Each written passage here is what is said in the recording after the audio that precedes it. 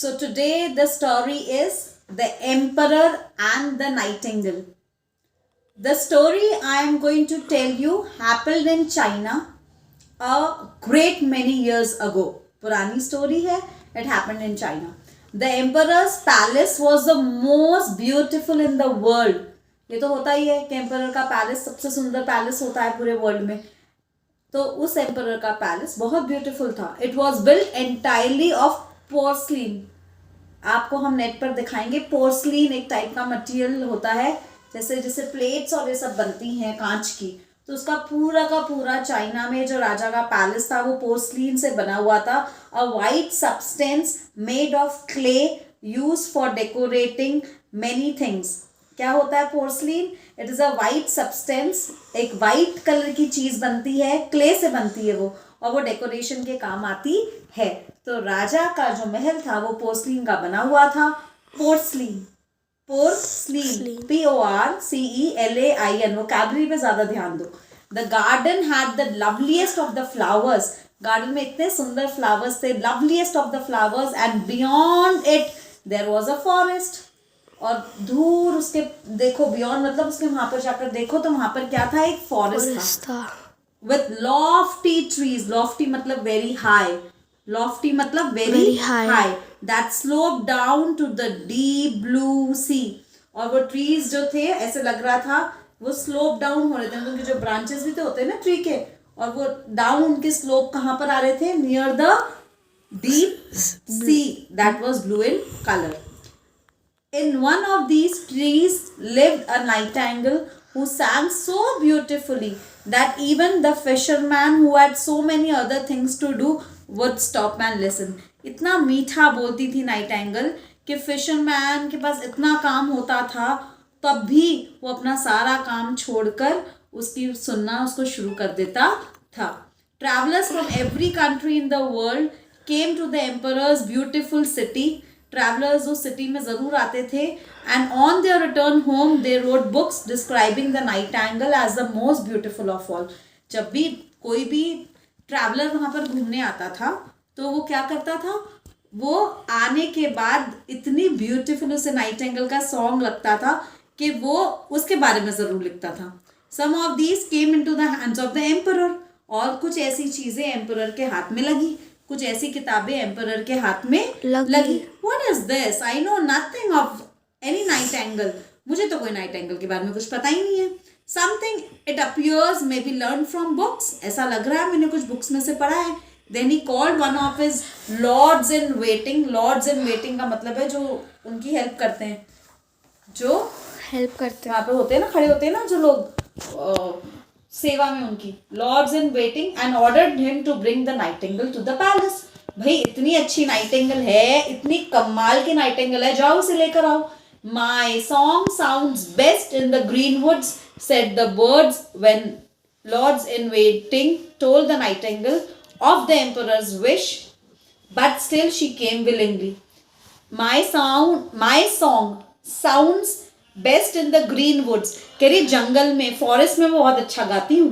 मैं किसी के घर में इतना अच्छा गाती नहीं हूँ. ये खुली जगह है ना, यहाँ पर मैं बहुत अच्छा गाती हूँ. बर्ड ने बोला जब वो लॉर्ड्स इन वेटिंग, जब वो लोग उनको लेने आए थे, उस बर्ड को वहाँ पर लेने आए थे और उन्होंने उसको उस विश के बारे में बताया कि एम्परर आपको हमारे पैलेस में बुला रहे हैं.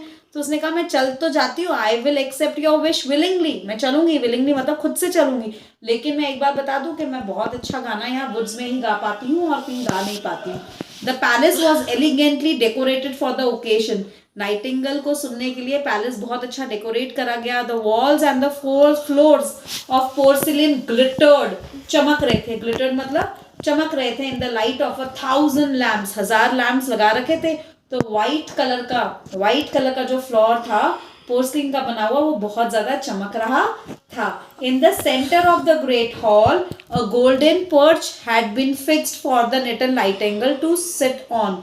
अ golden perch is a place for the bird to seat.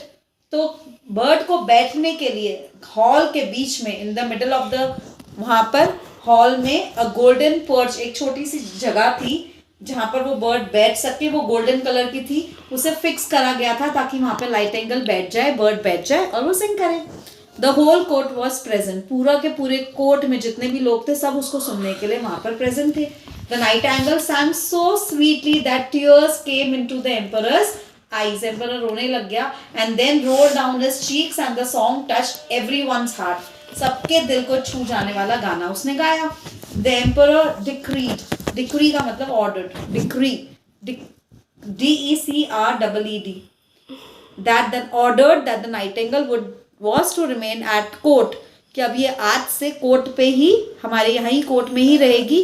to have her own cage with the liberty to go out twice a day. इसका खुद का केज होगा, ये यहीं पर रहेगी और इसको ये फ्रीडम मिलेगी, ये लिबर्टी मिलेगी कि 2 बार दिन में जा सकती है. And once during the night, दिन में 2 बार ये बाहर जा सकती है और रात को 1 बार. रात को 12 attendants were appointed to be with her. 12 attendants जो उसको देखभाल करेंगे उसके लिए लगा दिए गए थे. 12 attendants were appointed to be with her on these occasions. Her occasion पे, हर occasion मतलब क्या होता है, कोई भी celebration होता है ना, तो 12 attendant जो उसको देखेंगे वो लगा दिए गए थे. Each held her by a silken string fastened to her leg. Each held her मतलब हर 12 के 12 लोगों ने उसको पकड़ रखा था. सिल्कन स्ट्रिंग, एक स्ट्रिंग थी, एक रस्सी थी पतली सी, सिल्क से बनी हुई थी. किससे? सिल्क की रस्सी थी और वो उसके लेग पर बांध दी गई थी और उसको पकड़ कर रखा गया था. There was certainly not much pleasure in this kind of flying. जब उड़ती भी थी तो वो सिल्कन थ्रेड उन 12 लोगों के हाथ में होती थी. क्या होती थी? तो उसको तो मजा ही नहीं आ रहा था उड़ने में, उसको तो मजा ही नहीं आ रहा था क्योंकि उसकी जो थ्रेड थी वो हल्की सी इनके हाथों में होती थी. हमेशा क्या होती थी? इन अटेंडेंट्स के हाथों में होती थी. One day the emperor received a gift from the emperor of Japan.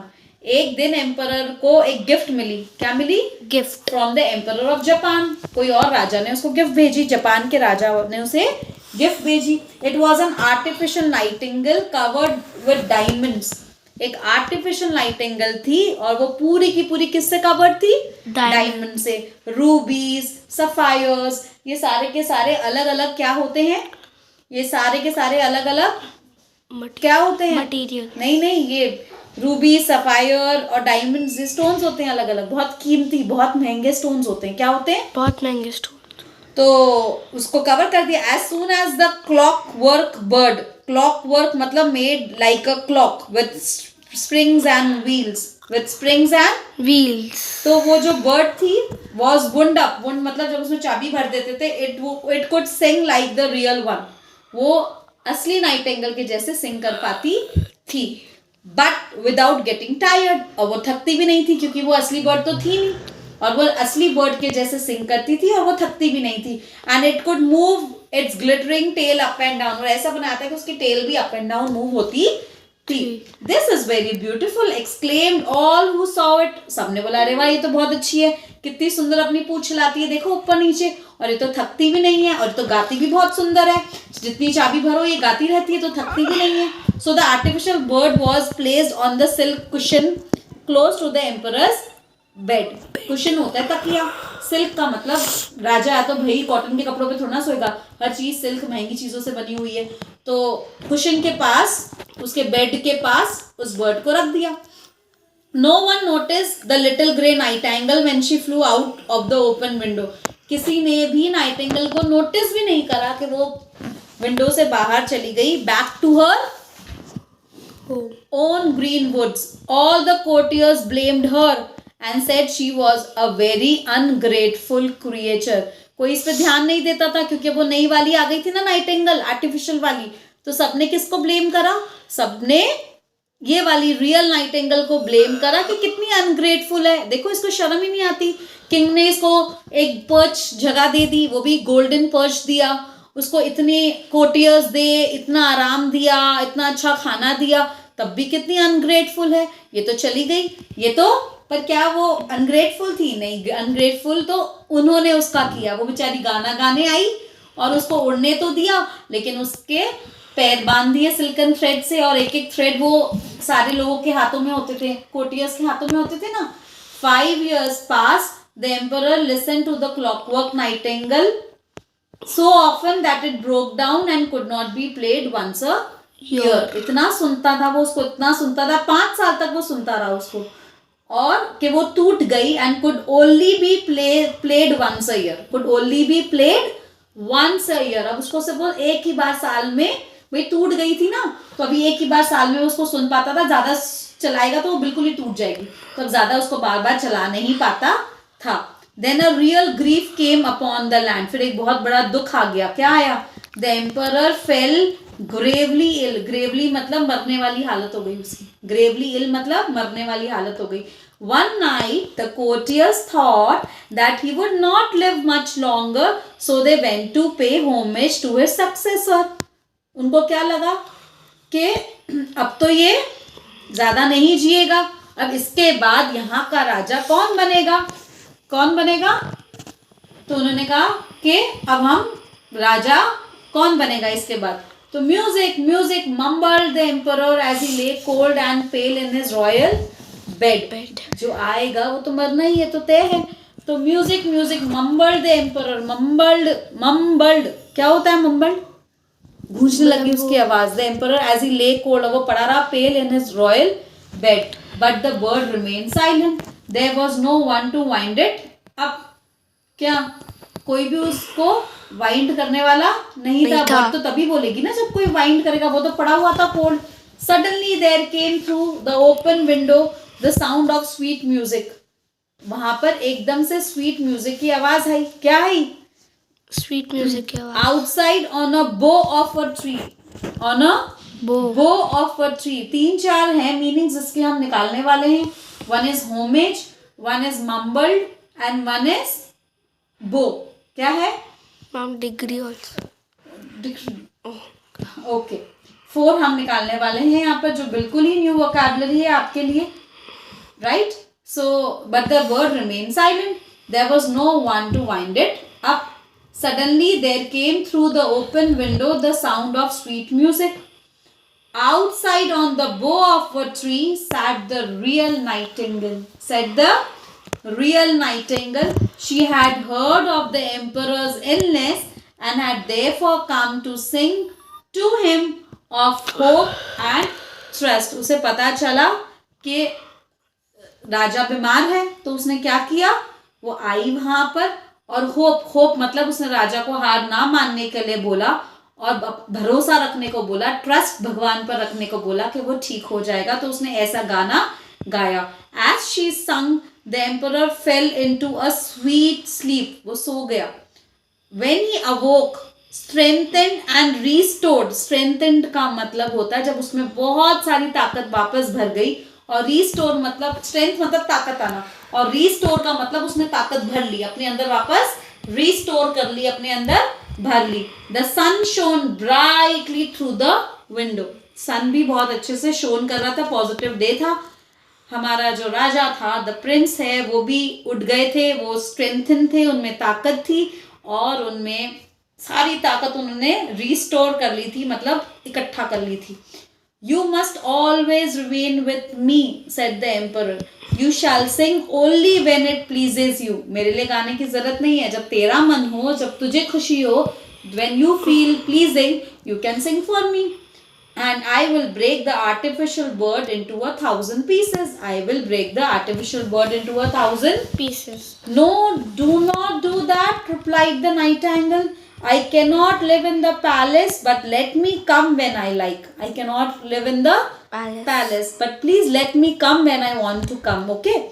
I will sit on the bough outside your window in the evening. I will sit, where will I sit? On the bough outside the window in the evening and sing to you all of the things I see in the world outside the palace. जो भी मुझे palace के बाहर नजर आ रहा है, देखो कैसे मैंने आपको ब्रेक करके पढ़ाया. देखो, I will sing to you, मैं आपके लिए गाऊंगी. All the things I see in the world, जो भी मेरे आसपास वर्ल्ड में हो रहा है आउटसाइड द पैलेस, उसको मैं आपको गा के बताऊंगी. But you must promise to let no one know that you have a little bird who tells you everything. पर आप किसी को बोलना मत कि आपके पास एक ऐसी बर्ड है जो आपको सब कुछ बताती है. So saying the Nightingale flu away, ये बोलते ही नाइटिंगेल भाग गई. The following day when the courtiers returned, there stood the emperor and to their astonishment said good morning. Following day का मतलब next day. When the courtiers returned, जब courtiers वापस आए, लो there stood the emperor, और वो तो क्या देख रहे थे, to their astonishment said good morning prince, क्योंकि उनको तो क्या लगा कि हमारा राजा तो गया, हमारा राजा तो गया. वो तो successor, they went to pay homage to the successor, homage pay कर रहे थे. अब 3-4 ऐसे डिफिकल्ट वर्ड्स हैं जिनका हम मीनिंग खुद निकालते हैं ताकि हमें पता चलेगा कि उनका मतलब यहाँ पर क्या है. कई बार देखो टीचर्स बहुत सालों से पढ़ाती हैं, कोई आपको ये बात नहीं बताएगा कि मीनिंग, सबने वो 10 साल से चैप्टर्स पढ़ा रही हैं शायद, इसलिए उनको मीनिंग देखने की ज़रूरत नहीं है. अगर आप कोई नया चैप्टर सीखते हो और मीनिंग देखते हो तो उसमें कोई बुरी बात नहीं है. So don't get fooled away. Teachers को सब कुछ नहीं आता. जब हमने भी पढ़ना, आज ये चैप्टर मैं आपको पहली बार पढ़ा रही हूँ, it is from a new book and I have not prepared. So even I feel like कि हम 2-3 वोकैबुलरी चेक करेंगे, what does it mean in this chapter. So at the end we will teach you. एक और additional video इसी के साथ join कर देंगे जहाँ पर मैं आपको इन सबके मीनिंग्स बताऊंगी. Take care, bye bye.